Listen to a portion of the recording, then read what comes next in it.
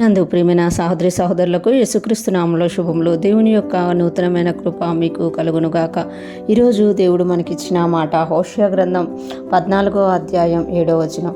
అతని నీడ యందు నివసించువారు మరలివత్తురు, ధాన్యము వలె వారు తిరిగి మొలుతురు, ద్రాక్ష చెట్టు వలె వారు వికసింతురు, లెబానోను ద్రాక్షారస వాసన వలె వారు పరిమళింతురు. ఈ మాటలు మనం హోషేయ గ్రంథంలో చూస్తున్నాము. హోషేయ ప్రవక్త ఎఫ్రాయిమీల గురించి ప్రవచించినట్లుగా మనము గమనించగలుగుతాం. ఇక్కడ మనం చూస్తే అతని నీడయందు నివసించువారు మరలి వత్తురు అంటే ఒకప్పుడు అతడు అనేక మందికి ఆశ్రయముగాను బలాఢ్యుడిగా ఉండేవాడు, కానీ అతడు చేసిన పొరపాట్ల వలన అతడు బలహీనుడవడమే కాకుండా అతని నీడ క్రింద నివసించే వారు అందరూ కూడా చెదరగొట్టబడ్డారన్నమాట.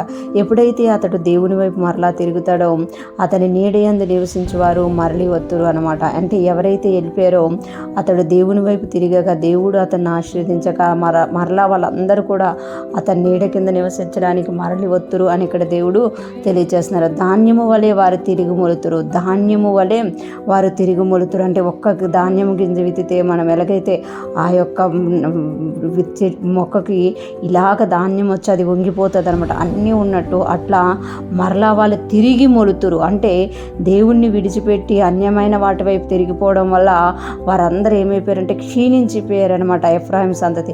కానీ ఎఫ్రాయిం ఎప్పుడైతే దేవుని వైపు మరలా తిరిగారో వారు మరలా తిరిగి ధాన్యము వలె తిరిగి మొలుతురు, ద్రాక్ష చెట్టు వలె వారు వికసింతురు. ద్రాక్ష చెట్టు వికసించినప్పుడు ఎలాగైతే కనిపిస్తుందో అలాగ వారు వికసిస్తారు. ద్రాక్ష వల్లి చూడండి, అది చెట్టుకి ఆనుకొని ఎప్పుడైతే అది వృద్ధి చెందుతూ ఉంటుందో ఆ ఆకులు ఆ యొక్క చిన్న చిన్న పువ్వులు మనం చూసినప్పుడు మనకు ఒక ఆహ్లాదకరంగా అనిపిస్తుంది. అలాగ మళ్ళా అవి వికసిస్తాయంట. ఇంకా లెబానోను ద్రాక్షారస వాసన వలె వారు పరిమళింతురు, లెబానోను ద్రాక్షారస వాసన వలె వారు పరిమళింతురు అని ఇక్కడ ఎఫ్రాయిమీల గురించి దేవుడు తెలియజేసిందన్నమాట. ఈరోజు ఫ్రెష్ మనం వింటున్న ప్రతి ఒక్కరూ జ్ఞాపకం చేసుకోవాలి.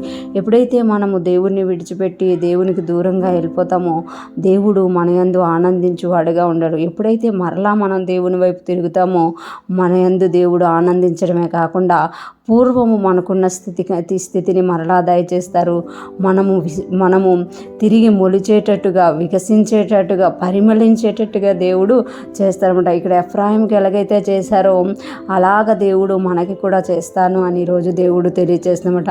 కొన్నిసార్లు మనం కొన్ని చిన్న చిన్న తప్పిదాలు చేసి దేవునికి దూరం అయిపోయామేమో, మరలా మనం దేవుని దగ్గరికి వస్తే మనము మొలచేవారంగా మొలకెత్తేవారంగా వికసించేవారంగా పరిమళించేవారంగా ఉంటాము అని ఈరోజు దేవుడు మనకి తెలియజేస్తున్నారు. ఈరోజు ఫ్రెష్ మన్నా వింటున్న ప్రతి ఒక్కరం కూడా దేవునిలోనే ఉంటూ దేవుడిచ్చిన ఆశీర్వాదాలను అనుభవిస్తూ ఆయనలో ఆనందించుదుముగాక.